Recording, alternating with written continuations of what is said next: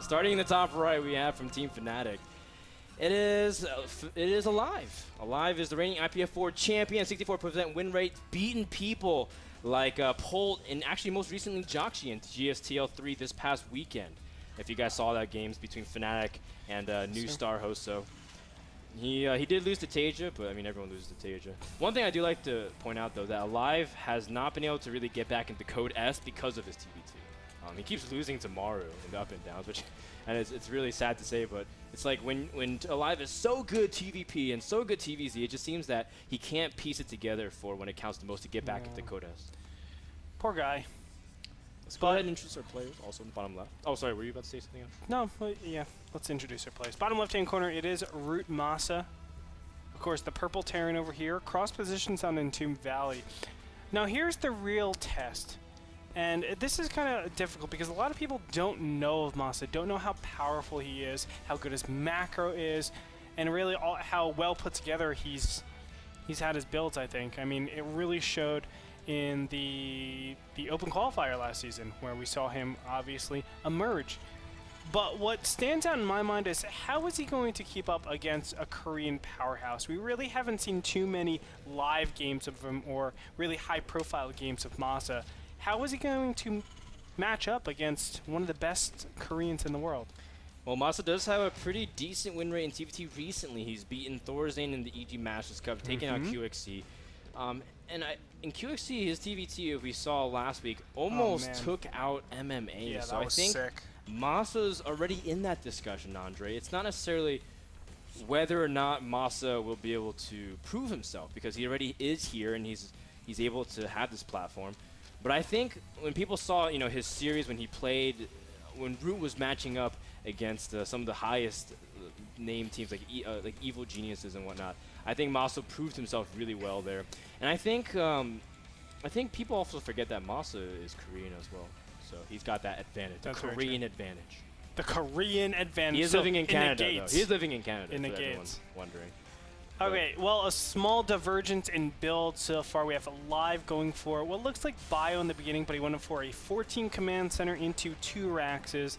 This is something that we have seen normally when the player goes Bio. You can get by with only 1 barracks and defend properly.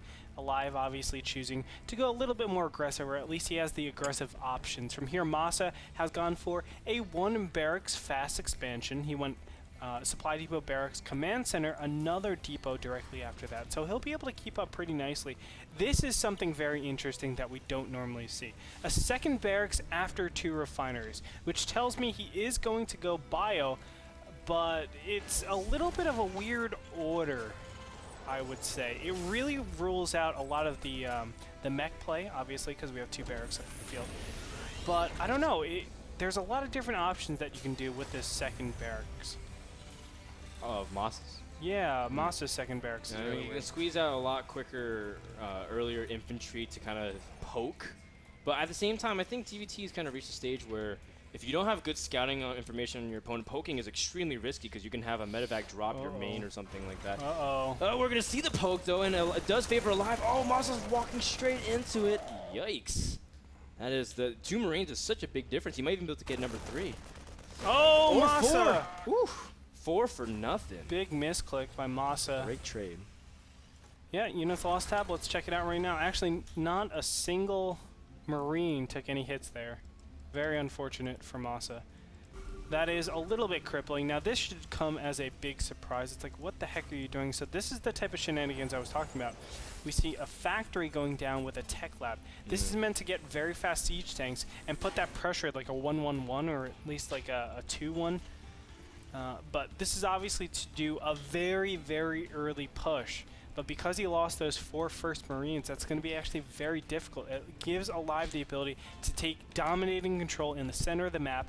And also, it gives aLive a lot of time, because now Masa pushes out slightly later because of that smaller count of Marines. Yeah, I wonder if Masa's going to try to do a variant of kind of like what we saw Select do, where he goes for very early contain.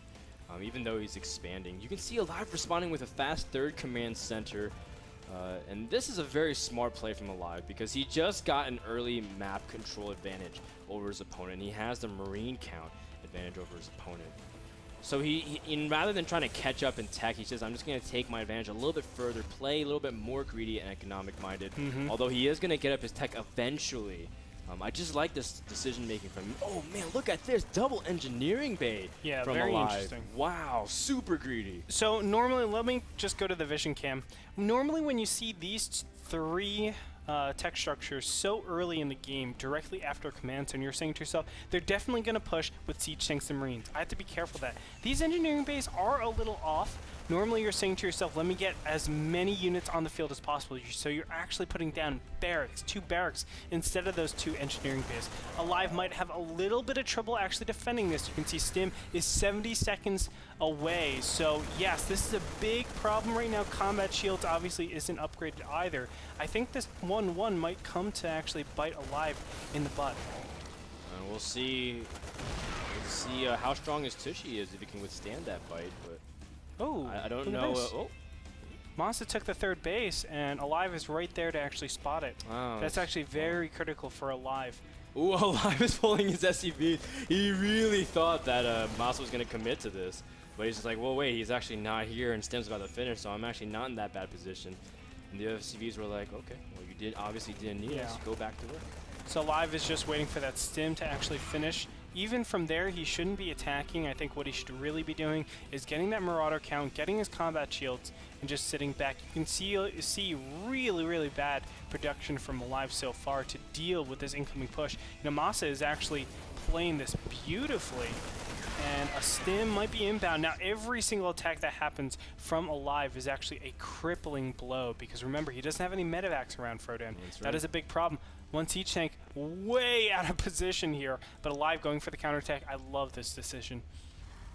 Yeah, and I mean, because Masa, even though, yes, he has Marine tank, he doesn't have Stim, so he doesn't actually have that much mobility. The only form of mobility is in the medevac. aLive, I guess he's set up to see if he can cut off reinforcements, but he hasn't really seen any. Masa's been sitting back at home, realizing there's a counterattack opportunity, and instead he's going to wall off with a few more Raxes and a couple bunkers. Great play. aLive immediately evacuating his natural as well. So aLive doing the right decision, going to the 3rd base. Masa is playing it very risky by trying to get this over command center. This command center will die. There's no chance. One Stim will be able to kill this. He might not even need the Stim. Nah, no need to Stim. And Masa, oh man, losing that command center does kind of put aLive at a different pressure situation, saying, well, now I can stay 2 base on 2 base. And I can stall his economy even further because he's got triple orbital compared to his opponent. So aLive's actually in a pretty good spot still, as long as he can eventually take over this position. So what he's doing is suffocating this.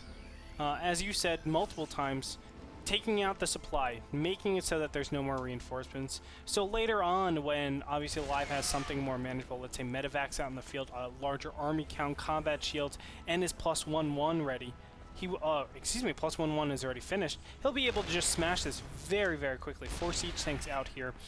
And yes, they can do a lot of damage. The position is beautiful by Masa, but really it's not covering any important areas. Yes, it's taking out this 3rd base, but what aLive should really do is lift off from here and go ahead and take this base over here, and that'll really establish his advantage in this game.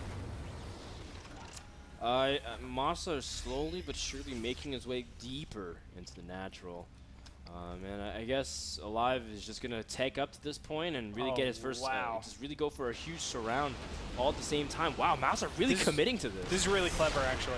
He has 2 medevacs worth of units, actually, to reinforce. That's pretty intelligent.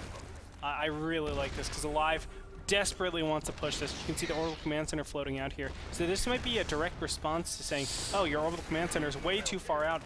Oh, again, another big hit. But those medevacs are on the field now. So, but don't you feel like if aLive just pulls SUVs and squashes this army comp, then Masa can't really take his 3rd?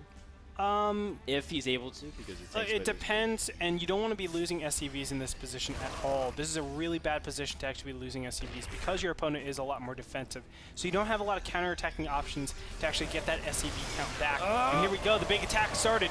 We'll find out what happens. Immediate Stim from the top. It takes out the top, the vision here on the high ground, so tanks can't really do anything. And aLive backed out with the lower ground units and saves the majority of his Marines. Very well done.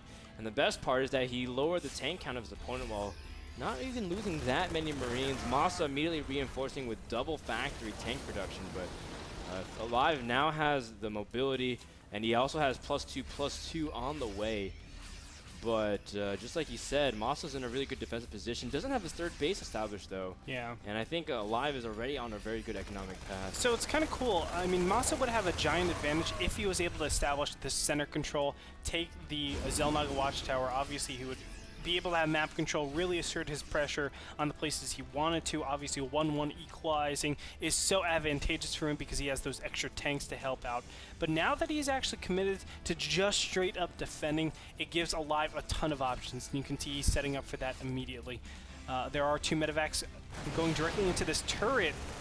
It's going to be very difficult. Masa isn't reacting to this, and a lot of SCVs are going to go down because of this, Rodan. Yeah, I don't think this is a good spot right now for Masa. I mean, he's going to lose a lot. At this point, aLive can afford to trade these Marines. I mean, it's just, what, minerals, and he's able to even keep his medevacs, able to really catch his unit position. These Marines still doing damage, and oh man, he's attacking things like the refinery. Oh, if you can limit the gas, Andre. Oh my gosh. The gas! The gas! If he limits the gas! No, he doesn't take it. But if he limits the gas... He should have focused on both of those gases for him. Imagine if he did, because you can see Masa's already starting to scrap for gas. He can't really afford all his upgrades in time while getting double factory out, or double tanks out. Now, aLive is doing something very intelligent, obviously getting his factory count up. Going ahead and making sure that he can equalize with his opponent, because Masa right now has a pretty big advantage in the army composition, but where he is lacking, of course, is those upgrades. aLive already hit 2-2, whereas Masa only at 1-1 still.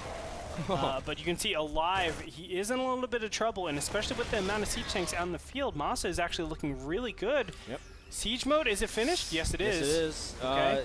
But Masa just has too many siege tanks, and he's going to go ahead and go for it. aLive is going to counter way before he can actually siege up in position. Beautifully done by aLive. He's going to be able to take out all these siege tanks right in. That's too much damage. That's too much damage. Masa's small... The only thing really going for him, the small advantage for him, was the fact that he had so many tanks. Now aLive has better upgrades, more Marines. He's going to be able to catch these couple of tanks, and he's going to get the tank advantage, the macro advantage.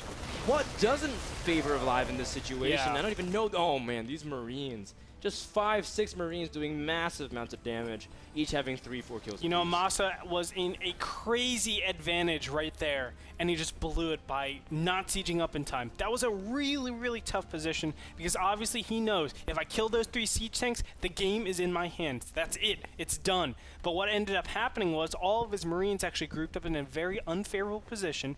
They got trapped between the siege tanks and this ledge over here, and these siege tanks just blew them to smithereens. Very unfortunate. With that 2-2 advantage over the 1-1, I mean, aLive was able to take a monstrous advantage in that fight. And now that things have kind of equalized, aLive is back with, not equalized I should say, but things have settled. aLive is with 4 bases. Masa is only with 3. And if we look at the siege tank count, it's 5-4 with Masa being behind. That's a really tough position to be in. As you said, there is no position where aLive is behind in. And it's just, yeah, maybe 6-4 isn't that strong of a count, but it's because Masa was up, 9-10 tanks to the 2 of aLive. Yeah. That kind of swing is huge. Let's take a second to look at the action of what just happened, of how aLive engaged onto Masa's army. The big thing, as you can see the instant replay, is that aLive was able to set up a huge concave from the beginning, and he didn't even really use his tanks. And the big thing was that Masa put his tanks in front without having his Marine support at that point, even though Masa didn't know his opponent is. That's why it's important to scan. Beautifully done. And now we have a big engagement actually going into the live match. As you can see, aLive getting very, very advantageous positioning on his opponent. Exactly what Masa wanted to do, but look at the supplies, 200 to 100. There's nowhere that Masa's going except out of the game. GG. GG. aLive takes game number 1 with very strong positioning, poise, and of course, mass Marines. Yeah, I mean, counter to everything. Suffocating the contain was really, really intelligent. Not trying to overdo it, saying, okay, you have great position.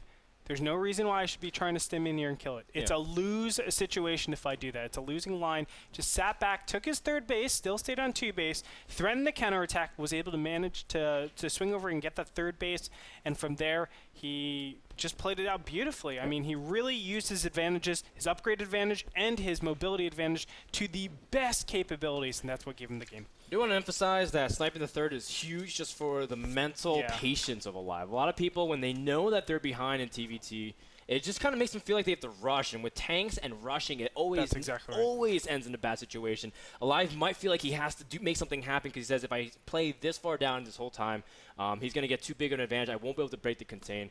The fact that he can snipe that third base, though, gives him the reassurance that I can take my time, play this slowly, and eventually fight on even ground and climb back into the game. Very well done by aLive. Let's thank Cooler Master for that game number 1.